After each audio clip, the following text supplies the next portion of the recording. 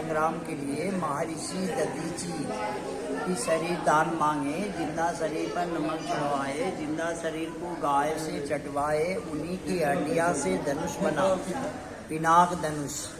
वही धनुष शिव ने परशुराम को दिए, परशुराम ने जनक को दिया था। अब सीता उत्पन्न हुई। सीता 7 वर्ष की थी तो धनुष उठाई, चौका लगाई, तो उसी पर सीता स्वयंवर रची गई। तो सीता स्वयंवर रची गई, जनकपुर तोड़ा वहाँ 3 टुकड़ा हुआ। प्रभुदोई चाप खंड मही डारे।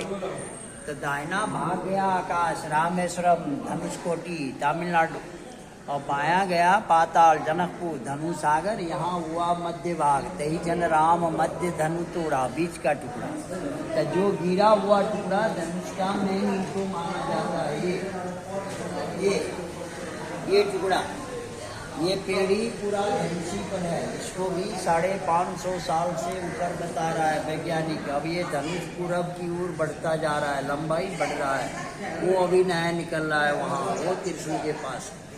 और यहाँ एक कुंड है पाताल गंगा, यही पानी ऐसे तले रहे तो बारिश कम है, फसल की कमी है। ऐसे देखने में लगता है जैसे रुद्राक्ष हो ना, उस रूप में। ना पाथर में आ रहा है ना लोहा में आ रहा है। इसीलिए हमारे पर्यटन ने इनको इस रूप में रखा है कि ज़्यादा कृत्रिम ना हो, जितना हो सके इनको प्राकृतिक भी रखा जाए।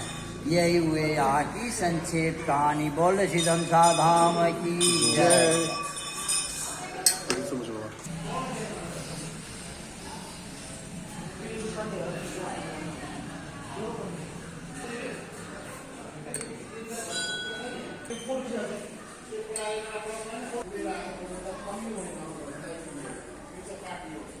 ढुङ्गा पनि होइन, फलाम भनौँ भने चुम्बुकले समातिरहेको छैन। अब काठ त हुँदै होइन।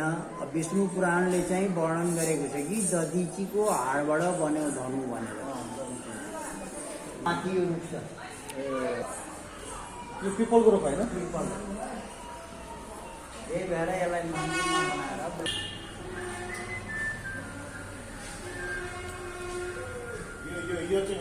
इंटरेस्टेड तो बन गए।